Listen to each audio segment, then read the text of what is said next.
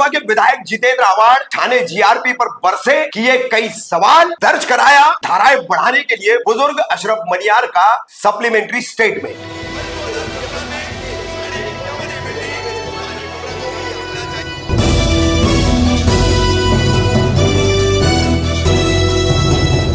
रवि कामदार हिंदुस्तानी reporter में आपका स्वागत है। 1 सितंबर को एक तरफ 3 आतंकी एक बुजुर्ग मुस्लिम व्यक्ति के साथ गौमांस का आरोप लगाकर ट्रेन में मारपीट करते हैं, उसे ट्रेन से फेंकने का प्रयास करते हैं, उसके साथ लूटमार करते हैं। उन्हें थाने जीआरपी की मेहरबानी से एक ही दिन में 15,000 की नकद जमानत भी मिल जाती है, हल्की धाराएं लगाने के बाद।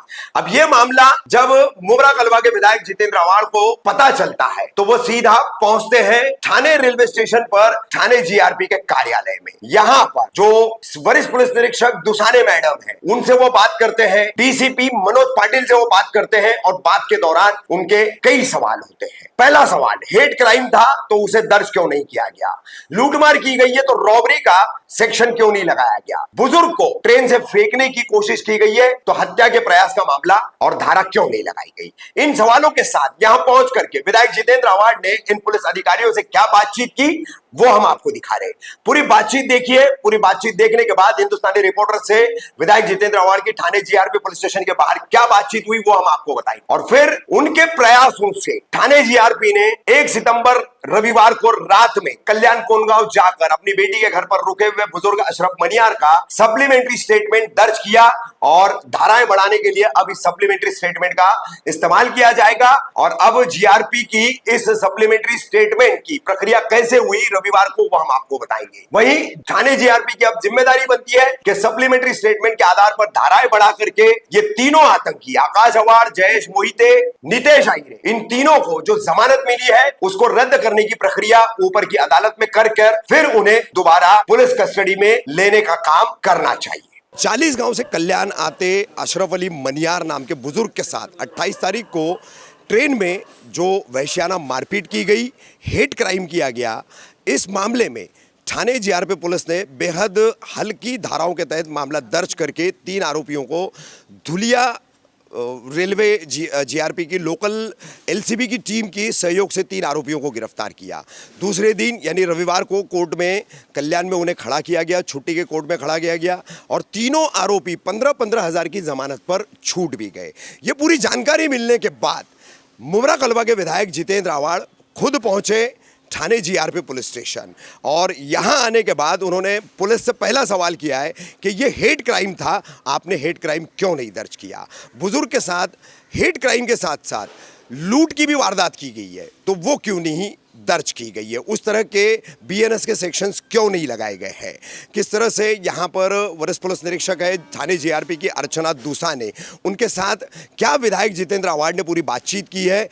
आम्ही रेकॉर्ड करणार हे जर नसेल बोलले तुम्ही काल हजर होता म्हणता तर मी बोलले की नाही जामीन झाला की नाही त्यांना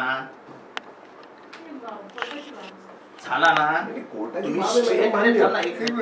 थांब ना तुम्ही जर कलम व्यवस्थित लावली असती तर झाला असता का जामीन? साहेब मी आताही परत तेच रिपीटेशन करते, जेवढं त्यांनी स्टेटमेंट दिलं त्या स्टेटमेंट ॲप्रोप्रिएट सेक्शन लावले, रॉबरी लावली का?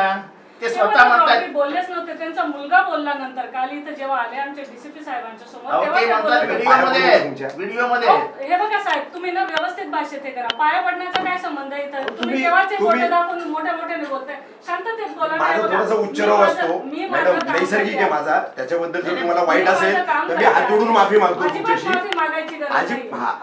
माझं म्हणणं इतकंच आहे की तुम्ही हेट क्राइम का नोंदवला? ज्या याच्यामध्ये चालू होतं जेवढं स्टेटमेंट दिलं त्या स्टेटमेंट पर्सनली तुम्हाला हायकोर्टात बोलवणार हे बघा आमचे मॅडमचे म्हणणे फोटो दाखवून तुम्ही भारताचे नागरिक म्हणून तुम्ही काही करू शकता साहेब, माझं त्याला हे म्हणणं नाहीये, परंतु माझं म्हणणं ऐकून घ्या. तुम्ही एकतर्फी बोलता.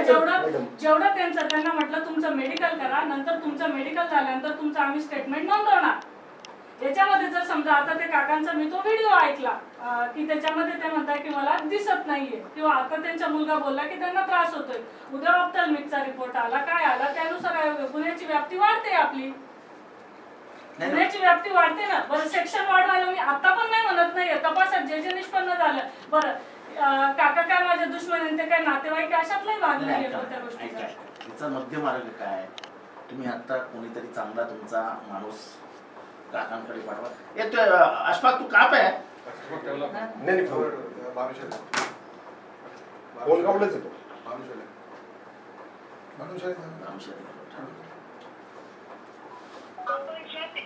एक्सपेक्टेड हे काय आहे मॅडम?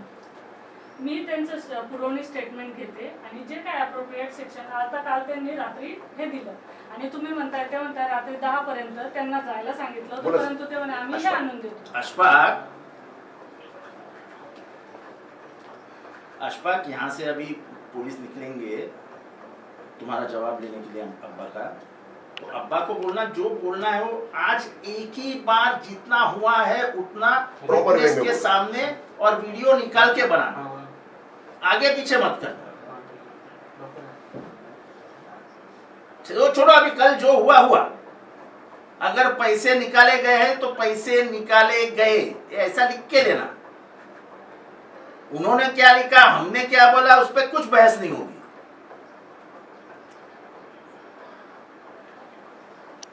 तो वो छोड़ो का अब्बा का वीडियो निकाल के ऐसा ऐसा मेरे साथ हुआ शुरू से आखिर तक, ये सब लिख लो, ये वीडियो निकाल लो. और उधर की लॉयर है, वो रहेगा तो लॉयर को बुला लेना. और मैं इधर से लॉयर का एक ये भेजता हूं, उसमें लिख के भी देना कि ये कलम के अन्वय हम उनके ऊपर गुना दाखिल होना चाहिए. बस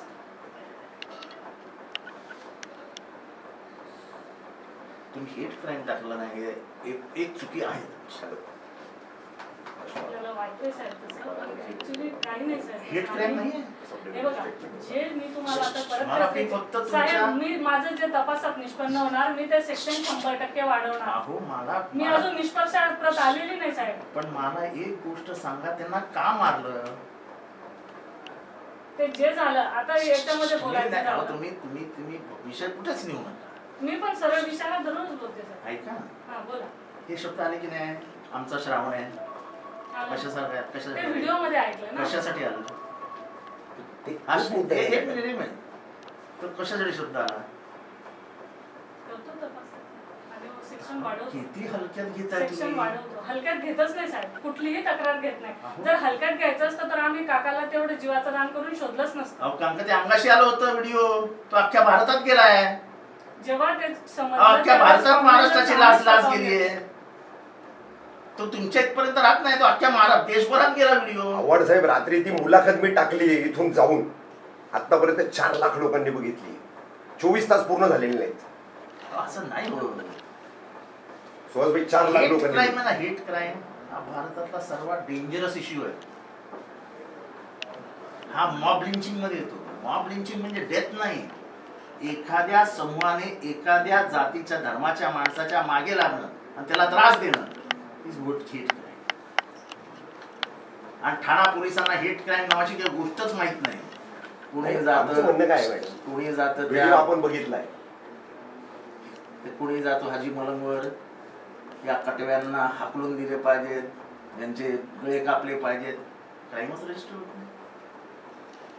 आणि कोर्टाने सांगितलं सुमोटो पोलिसांनी रजिस्टर करायचा, if there is complaint or no complaint, if you have enough of evidence and proofs register. आता ह्याच्यात हेट क्राईम नाही ना, तुम्ही मला सांगा ह्याच्यात हेट क्राईम नाही. मी तो अजून मुसलमान नसता तर त्याला मारला असता. मी आता तपास चालू आहे माझा, जे काही तपासात निष्पन्न होतोय मी त्याच्यामध्ये अप्रोप्रिएट सेक्शन वाढवणार, 100% वाढवणार. अजून आपण चार्जशीट दाखल केलेलं नाही, तपास चालू पण ते आहे. सुटले ना त्यांना. केस मधून कुठे सुटले ते केस? अहो मॅडम, काय फायदा, 10 वर्ष लागतील केसला. 10 वर्ष आणि कमीत कमी 5 दिवस जेलमध्ये राहिले असते तर परत आयुष्यात गुन्हे नसते केले. आता त्यांची हिंमत वाढली, झाट मारी घ्या, भ्यांच्यात कानपडत मारले, देतील सोडून. तुम्ही हेट क्राईम नाकारताय. नाकारलं कुठलंच नाही साहेब. नाकारलं आता तर तुम्ही मॅडम. मला सांगताय माझ्या तपास उल्लेख केला असता. माझ्या तपासात कलम लावला निष्पन्न असता. झाला तर. मग तपास करतो ना सर, मी तपास अहो, पण या शब्दात हेट क्राईम होतो ना, ते मनोज पाटलांना बोललो होतं डीसीपीला. निलेश, हे मला तुम्ही लिहून द्या की हा हेट क्राईम नाही. मी कसं लिहून देणार साहेब? मग मी तुम्ही तपास का नाही करते केस ना घेतली त्याच्यामध्ये. तुम्ही का नाही केस घेतली हेट क्राईमची व्हिडिओ स्पष्ट सांगतोय ना मॅडम. जे फिर्यादी आहे त्यांच्या अहो त्या फिर्यादीने सांगायलाच नको तुम्हाला It's a एव्हिडन्स suo समोर moto. तुमच्या समोर एव्हिडन्स आहे सुओ मोठो आहे मॅडम. करतो ना आम्ही तपासामध्ये. अहो तपास अहो, काय काय तपास तपास? तुमचा तपासच चुकला ज्या अर्थी तुम्ही हेट क्राईम घेतला नाही तपासच चुकला तुमचा.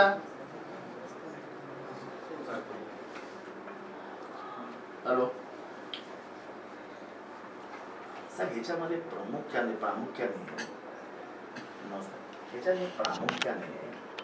जो सुप्रीम कोर्टाचं जजमेंट आहे त्याच्यामध्ये हेट क्राईमचे काही त्यांनी हे दिले आहे. आता ह्याच्यामध्ये हा क्लिअर कट हेट क्राईम आहे आणि तुमचे पोलीस म्हणतात तसं कसं आम्ही त्याचा तपास करू. हेट क्राईमचा काय तपास करणार तुम्ही? अरे पण तुम्ही का घेतला नाही? त्यांना जामीन नसता झाला ना हेट क्राईम मुळे. अहो सांगितलं नाही काय? सांगितलं नाही काय? व्हिडिओ आहे ना आमचा श्रावण आहे आणि तू काय करतोयस मादरचोद. आमचा श्रावण आहे म्हणजे समोरचा माणूस कोण आला? मुसलमान आला की नाही? हिंदू मुस्लिम हेट आला की नाही? मग तुम्ही हेट क्राईम का नाही रजिस्टर करायला सांगत? मी त्या बाईला दोष देणार नाही. तुम्हाला सुप्रीम कोर्टाच्या जजमेंटचं नॉलेज असतं तुम्ही करून घ्यायला पाहिजे होतं.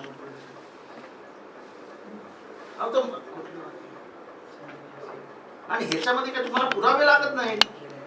According to the judgment of Pardiwala you have to suo motu register hate crime. त्यांचा शब्द आला की क्राईम रजिस्टर करा. काय कोणाचे तुम्ही एव्हिडन्सेस आणि विटनेसेस जमा करत बसू नका.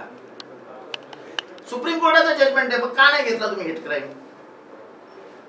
तपासा अंती. अरे तपासा अंती नाही. अरे कोर्टात बघू ना. अरे कोर्टात 10 वर्ष केस चालेल. गुन्हेगारांचं मनोधैर्य तर वाढतं की नाही की आपण हे केल्याने काही फरक पडत नाही पहिल्या 15 मिनिटातच जामीन होतो.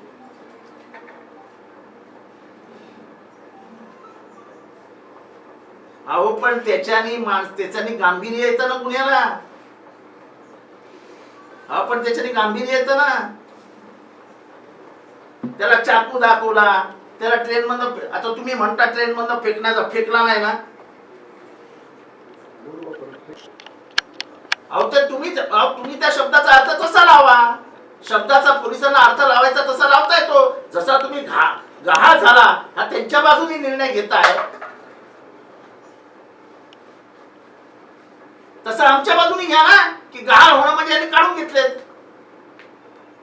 अहो हे मारत असताना माझ्या खिशातनं पैसे गहाळ झाले म्हणजे काय झालं? म्हणजे काय झालं मला समजून सांगा. हे मारत खाली पडले खिशातनं आपा पुढाले खाली पडले. अहो मला मारत असताना पैसे गहाळ होणे याच गांभीर्यानं अर्थ काय होतो? जरा एखाद्या मराठी भाषा तज्ञाला विचारायचा अर्थ काय होतो? काढून घेतले म्हणजे ह्यांनी काढून घेतले म्हणजे तुम्ही इंटरप्रिटेशन त्या आरोपींच्या बाजूनेच काय करताय?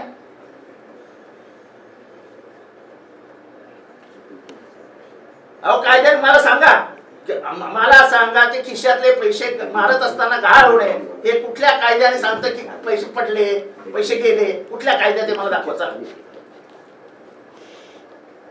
तर आपण मराठी कोणीतरी चांगल्या भाषा तज्ञाला बोलूया आणि मला मारत असताना पैसे गहाळ झाले.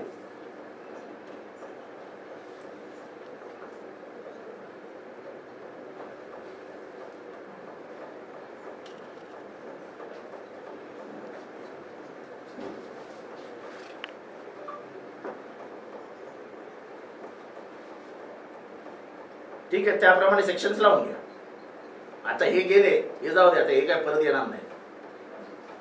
ह्याच्यासाठी तुम्हाला वरती जावं लागेल आणि तुम्हाला वरती जायला लावणार आम्ही कोर्टात.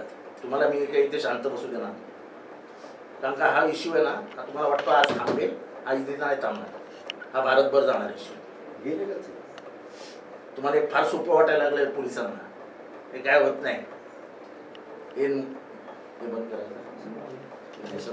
क्या विधायक जितेंद्र आवाड ने पूरी बातचीत की है, हम विधायक जितेंद्र आवाड जी से वो जानेंगे। आवाड साहब, आज आप पहुंचे, क्या जानकारी मिली जिसके चलते आप थाने जीआरपी पुलिस स्टेशन पहुंचे? देखो, बात ऐसी है कि मेरे ख्याल से ये जो गुनाह हुआ, या बिंदास गया माझा, ये गुनाह जो हुआ है वो हेट क्राइम के मुताबिक ही हुआ है। उसमें जो शब्द प्रयोग किए गए हैं वीडियो में साफ दिख रहा है। पुलिस ने वो शब्द प्रयोग को ध्यान रखते हुए, मद्देनज़र रखते हुए पहला गुनाह रजिस्टर करना था। पहला जो स्पेसिफिक कलम डालना चाहिए था वो था हेट क्राइम का। अच्छा, अगर वो आदमी कहता है कि पैसे गहाळ झाले, तो गहाळ झाले यानी इसका मतलब आप ये नहीं सकते कि पैसे गिर गए। आवाड साहब, यहाँ रोकूंगा मैं। पहले दिन की जो उनकी मानसिक स्थिति थी, वो स्टेटमेंट देने के कंडीशन में भी नहीं थे, तो क्या पुलिस को ऐसी स्थिति में स्टेटमेंट लेना चाहिए था? बिल्कुल नहीं लेना चाहिए था। प्रिलिमिनरी ये रजिस्टर कर लेना था और बाद में उनका डिटेल स्टेटमेंट लेना चाहिए था। आज मुझे समझ में आ रहा है कि उनके एक आंख से उनका दिखना कम हो गया है। उनके बेटे से आपकी बात हुई? उनको जो लात मारी है, जो नीचे मारी है, उनको पेशाब ठीक से नहीं हो रहा है। तो ये सब कलम जो है मैंने लिख के लाए थे कि कौन से कलम लिखने चाहिए। मैं वकील के पास गया, कलम निकाले और कलम कौन से लगने चाहिए इसका मैंने पूरा दायरा पेश किया है। 126(1), 127(1), 1181, 3096, 1894, 1893, 1911, 1912, 1913 BNS, यानी जो नया कानून है। ऐसा है कि मुझे डर इस बात का नहीं है कलम क्या लगा है, मुझे इस बात का डर है कि गुनाहगारों को अब लगने लगा है कुछ नहीं होता यार, एक दिन में जामीन हो जाता है। तीनों अपराधी जमानत पर छूट गए। नहीं, वही कि अब 3 दिन में जामीन हो जाएगा। अब मैंने जब मैडम से बात किया तो मैडम बोली, अरे केस में देखेंगे ना, अरे केस तो 10 साल के बाद आएगी, तब तक तो ये गुनाह और बुढ़ा मर भी गया होगा, अल्लाह उसको लंबी उम्र दे। लेकिन जिस तरीके से उसको मारा गया, कोई भी छोटी उम्र के आदमी के आंख में आंसू आ जाएंगे, इतना बेरहमी से उसको पीटा गया। अब जब ट्रेन से उसको ढकलने की बात करता हूँ तो पुलिस कहते बात तो ढकेलने की हुई ना, ढकला नहीं ना। अरे तो एक्शन के बाद यानी मर्डर के लिए रिवॉल्वर निकाला, मर्डर नहीं किया ना, जाने दो। ये जो पुलिस का जो हर गुनाह को हल्के में लेना, इससे ही महाराष्ट्र की न्याय व्यवस्था को खतरा है। लोगों का डर निकल गया है, लोग सीरियसली अब पुलिस को भी नहीं लेते, गुनाह को भी नहीं लेते। और अभी वो कल शिवाजी महाराज का पुतला गिर गया, आपटे फरार। वो स्कूल में गुनाह हो गया रेप का, उसका जो संस्था चालक था आपटे, वो फरार। फिर और एक कोई गुनाह हुआ है, मुंबई में हुआ है, उसका भी आदमी फरार। तो यानी फरार मुहिम निकाली है क्या? नहीं, ये फरार सरकार हो गई है क्या? लड़का फरारी आरोपी हो। लड़का फरारी पर ये जो बात कल हुई, ये इनको लगता है ये थाना तक मर्यादित है, नहीं, ये पूरे देश में गई है। और देश में महाराष्ट्र जो सबसे शांत, संयमी और सब मिलजुल के रहने वाला प्रदेश है, उसकी इज्जत गई है। आवाड साहब, आज आप जीआरपी पुलिस स्टेशन आए, काफ़ी आपने यहाँ पर जो है कानूनी नुक्तों को लेकर, मुद्दों को लेकर के और सामाजिक सौहार्द के मुद्दों को लेकर के आपने यहाँ पर पुलिस अधिकारी से बातचीत की। किस तरह से आगे बुजुर्ग अशरफ अली मनियार और उनके परिवार का आगे तक जो है आप सहयोग करेंगे, किस तरीके से उनको सपोर्ट करेंगे? मैं सपोर्ट कैसा करता हूँ वो शायद तुमको ज़्यादा मालूम है। मैंने अब पुलिस से रिक्वेस्ट की है कि उनकी मानसिक हेल्थ बराबर नहीं थी। जिस समय आदमी मार खाता है, डर जाता है, तब उसके दिल से सही बात नहीं निकलती। सही बात कब निकलती है? जब उसका दिमाग होश पे आता है, मेंटली स्टेबल रहे। अब इन्होंने कहा कि आपने ध्यान नहीं दिया, एप्थाल्मिक सर्जन ने उनका आँख तलाशी ही नहीं है, चेक ही नहीं हुआ है, वो चेक ही नहीं हुआ है जी। तो अगर उसकी आँख चेक नहीं हुई तो आपने कलम कैसा लगाया? कैसे लगाया? ऑप्थेल्मिक सर्जन का जब तक रिपोर्ट नहीं आता है तब तक क्या मतलब है? तो मार म्हणजे त्याला ब्लेड मारलं, 4 दिन के बाद ओवर ब्लीडिंग और सेप्टिक से वो मर गया, तो क्या? तो ये इतने हल्के में गुनाह लेना, आप गुनहगारों को बचाने का काम कर रहे हैं और उससे ना कानून की और धज्जियाँ उड़ेगी, गुनहगार और मजबूत होते जाएंगे। सर मुस्लिम समाज जैसे कि आपको काफ़ी मानता भी है, आप उनके कई मुद्दों पर मुखर होकर के बोलते हैं, ऐसी घटनाओं को लेकर के मुस्लिम समाज को क्या संदेश देंगे, क्या मैसेज एक तो पहली बात, मैं वो आदमी मुसलमान था इसलिए नहीं आया जी। मेरा बाप था वो, मेरे बाप की उम्र का था। महाराष्ट्र की संस्कृति में किसी बुढ़े को इतनी कान के नीचे मारना, ये मराठी, हिंदू, मुसलमान, गुजराती कुछ नहीं होता है। तुम्हारे में इंसानियत नहीं बाकी रही है। वह आदमी इतना दिख रहा है, बूढ़ा, दाढ़ी वाला, पीछे बाल, उसको जिस तरीके से उसको लात मार रहे थे, कान के नीचे मार रहे थे, ये इंसानियत ही नहीं है। आप जब तक इंसानियत नहीं पकड़ के रखोगे कुछ नहीं रहेगा, ना हिंदू रहेगा ना मुसलमान रहेगा। अच्छे लड़के जो थे उन्होंने मेरे को पकड़ लिया, उन्होंने बोला इसमें क्या है, तुम पहचान सकते लड़कों को? हाँ, वो तो कोई रुमाल बना हुआ था, वो लड़का कहाँ से बैठा था रुमाल बांधा? वो इंडिया से ट्रेन में आया, इंडिया से आया ना, ये 40 गाँव से बैठा था इंडिया से।